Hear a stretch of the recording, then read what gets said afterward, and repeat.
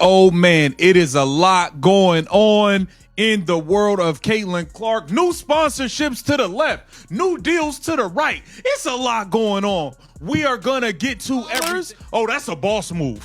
Oh, that's a crazy boss move. That's a flex. Hey, listen, I understand. You got Nike deals. You got freaking PGA Golf Tour, Live Golf Tour. You got hockey sponsor. I know you got a lot going on, but to turn down 15 M's. The WNBA just had a collective meltdown, folks, like toddlers denied candy at checkout because Caitlin Clark just looked a $50 million offer from the commissioner dead in the eye and said, "Nah, I'm good." Imagine dropping that kind of cash on the table and watching it slide right back like a bad Uno card. Fans are screaming, haters are foaming, and the commissioner probably needs therapy after this. Buckle up, because this is the chaos nobody saw coming. 15. Woo! After it started at 5, right? But the official final offer was $15 million for 10 weeks. He must be making some good dough, and I just think that it was more like a league thing. She didn't want to be anything. Yeah, she had to give the WNBA. And I'm sure many offers came to her, especially after that. I think we helped her. Yeah, make more money with some more money. If anything, you got a name like Ice Cube offering you $15 million on publicly, man. You got all that. That's all you need. That's all you need for the other 5 and the other 5 and the other 5 to come together. The WNBA just got hit with the kind of chaos that makes reality TV producers jealous. Imagine the commissioner sitting across from Caitlin Clark sliding over a deal worth $50 million, the biggest contract in league history, expecting applause, confetti, maybe even a fainting spell from shock. Instead, Caitlin looks at it, shrugs, and basically says, "Cute offer, but no thanks." And that's when the meltdown began. The league didn't just react, they erupted. Think toddlers in Walmart after being told the toy aisle is closed. Unrivaled. If y'all thought a few million and some equity was gonna get her to show up and play in your league, you got another thing coming. I said it. If Unrivaled want Caitlin Clark, y'all, a minimum of 10 million plus like 50% ownership of the whole league. That's where we start. That's the starting negotiation point.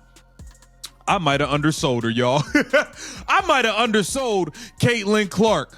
Look at... Now, to understand why this rejection set the internet ablaze, you have to rewind and look at Caitlin Clark's rise. She isn't just a basketball player. She's the human cheat code who walked into college hoops, dropped threes from parking lot distance, and made defenders look like background actors in her highlight reel. Fans didn't just show up to her games, they practically begged for standing room tickets. League is on welfare, okay? If they weren't on welfare, then the league would fold and there would be no women's basketball. And that is basically what has been revealed in this bombshell report about the WNBA being on track to lose roughly $50 million this year. $50 million, which is significantly more than the WNBA had been losing on a yearly basis in the past. Now, again, this is a little bit surprising because of the explosion in popularity of the WNBA due to Caitlin Clark, okay? But once we get into the details, it's not really all that surprising. But at the same time, reports like this kind of drive home the point that reasonable people have been trying to make about the WNBA. By the time she hit the WNBA, she wasn't a rookie. She was an economy. Merchandise sales spiked. Ticket prices shot up. Entire arenas suddenly looked like Taylor Swift concerts, minus the friendship bracelets. So, of course, the WNBA thought, why not lock her down with a mega deal? $50 million. That's the kind of money the league has never even whispered about before. Historically, WNBA players scrape by on contracts that wouldn't even cover an NBA rookie sneaker budget. All right, recent report dropped that the Big Three reportedly offered Caitlin Clark 15 M's for 10 games, but she declined. Crazy.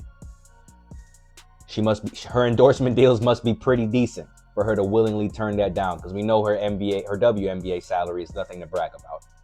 But for her to do that, I guess I look at it like this. If she were to have accepted that before she even stepped foot on a WNBA court, I could only imagine how they would have treated her. I don't even think she would have made it through half the season. She would have had a season-ending injury. So this deal wasn't just money, it was a desperate love letter from the league. It screamed, "Please, Caitlin, don't leave us.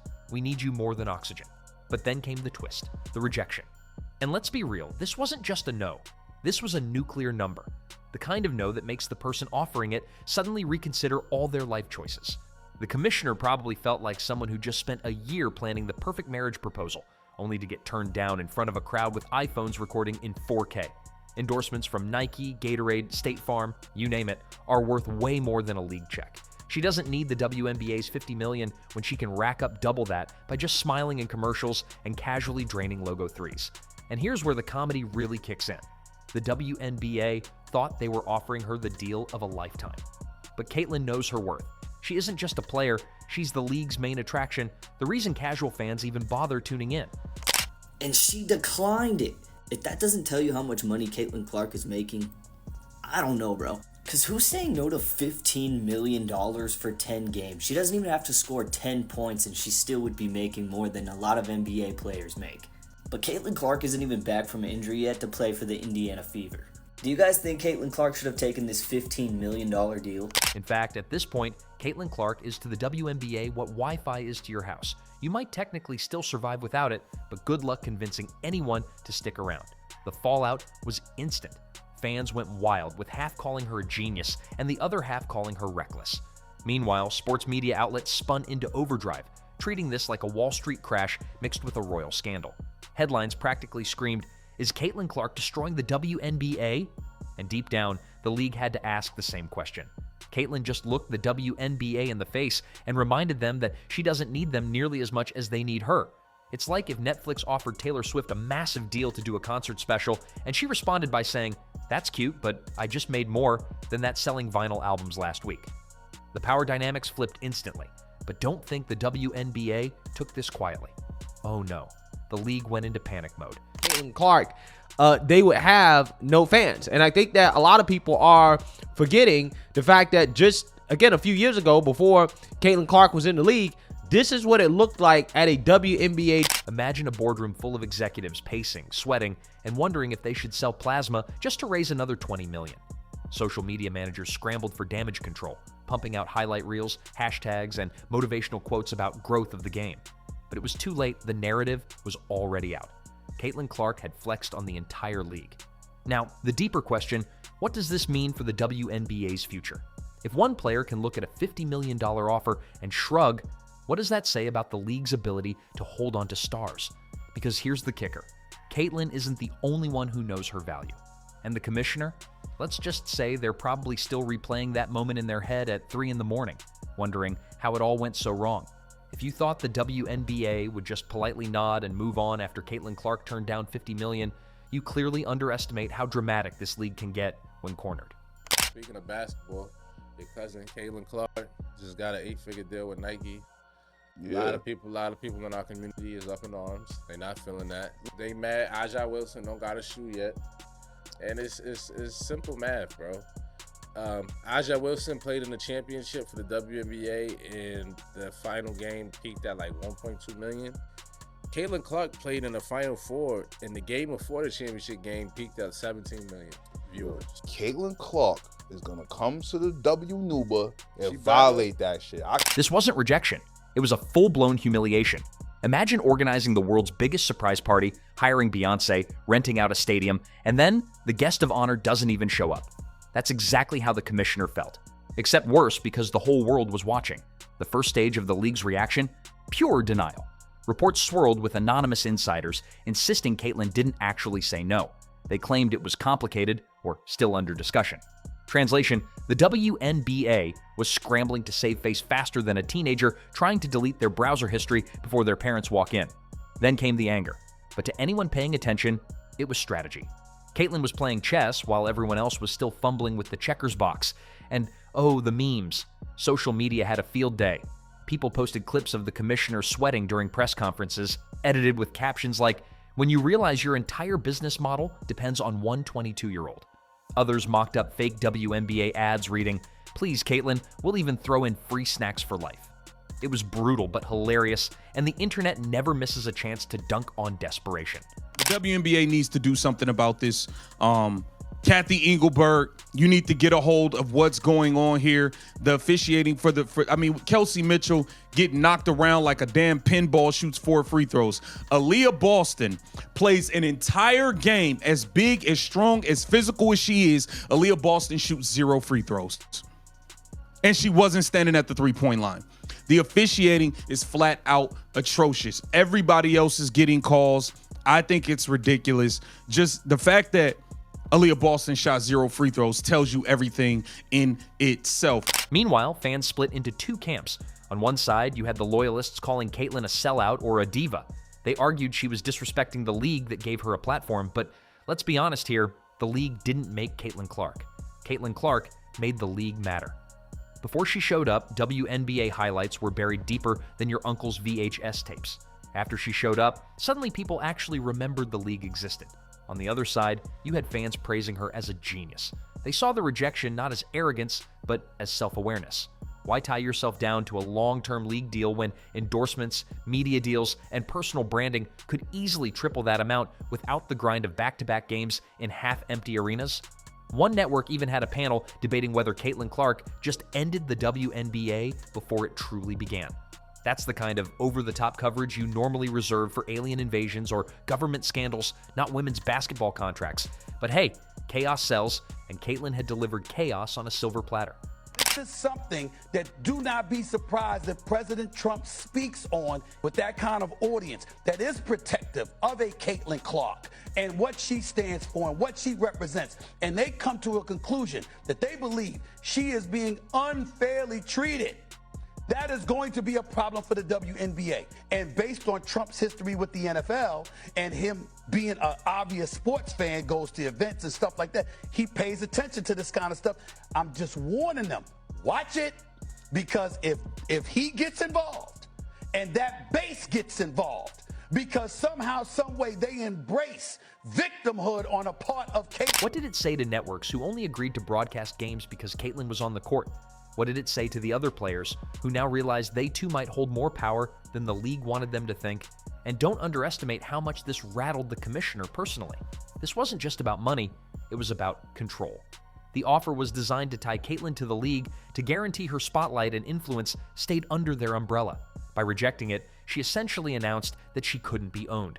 For a commissioner used to players gratefully accepting scraps, this was an ego-crushing reality check. To make things worse, Caitlyn didn't even need to explain herself. Then Caitlyn Clark arrived, exceeded every expectation, and instead of locking her in, they watched her flip the script.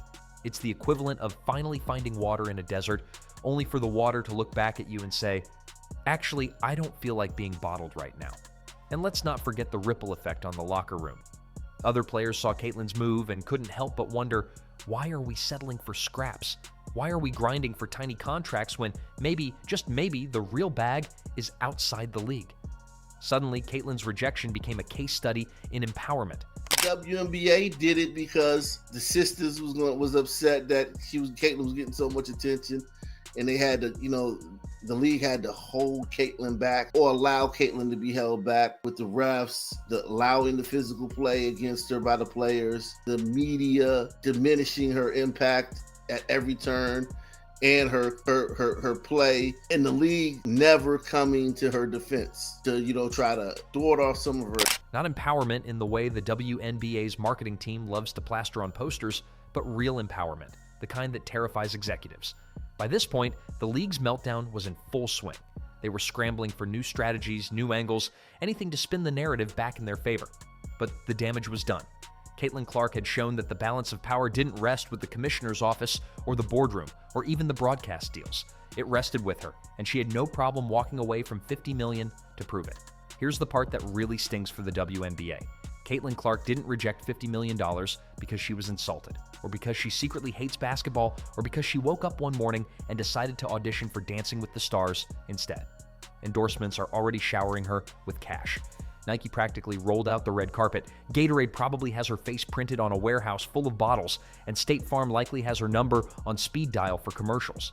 Add in social media clout, millions of views on every highlight, millions of fans ready to buy whatever sneaker she laces up, and you start to see why Caitlyn didn't flinch when the commissioner dropped that $50 million briefcase on the table. That's small potatoes compared to the empire she's building outside of the hardwood. the game. WNBA hates Caitlin Clark. She is a white girl in a predominantly black league who's better than all of them. Even with everything that's going right now with the pay us what you owe us shirt, you saw Kelsey Plum at the end of it tattletale basically and bring out Caitlin Clark about her team not being there. So there's always... The league thought it was making a power move. Caitlin turned it into a punchline. Rejecting $50 million didn't weaken her brand, it made her bigger. Suddenly, she wasn't just a star athlete, she was the player who made the WNBA look desperate.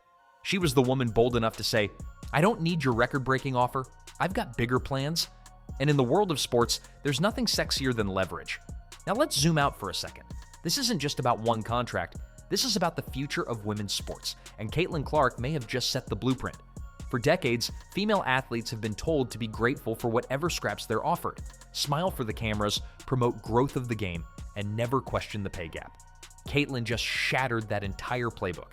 By turning down what looked like the biggest deal in WNBA history, she reminded every athlete watching that gratitude doesn't pay the bills, but leverage does. And make no mistake, this isn't a gamble. Endorsements are the Wild West, and Caitlin Clark is the gunslinger walking into town knowing she already owns the place. The irony is almost painful. The WNBA thought they were securing their future with this deal. In reality, they exposed just how fragile that future is, because if one player can flip them upside down with a single rejection, what happens when other stars decide to test their worth too? Caitlin may have just sparked a revolution she didn't even need to announce. They offered Caitlin Clark $15 million to play in 10 games. That's $1.5 million per game, bro. And she turned it down. Caitlin Clark, you so much better than me. Because the WNBA would have never, hey listen, I would have never stepped foot on that court. $1.5 million per game. Bron don't even make that. And you turned it down for her contract in the WNBA, she gonna make like $400,000 in 4 years. That's the part that I don't really understand about WNBA players. They make so much bread everywhere else. They be making more bread in college. They make more bread overseas. They can make more in Unrivaled, the Big Three. There's so many options, but they still be playing in the WNBA. I don't get it. Meanwhile, the commissioner is probably lying awake at night replaying this scenario. Imagine being in their shoes. You scrape together the biggest bag your league has ever offered, you present it like it's the Holy Grail, and the player you're banking on doesn't just decline, it feels like she laughed. That's the kind of rejection that lives in your head rent-free forever. And the best part? Caitlin doesn't have to say a word about it. Every game she plays, every packed arena, every headline proves her point without her lifting a finger. The more the WNBA tries to paint themselves as the winners here, the more obvious it becomes that Caitlin holds all the cards. Caitlin Clark is sitting pretty. She didn't just reject a contract, she redefined what it means to have options.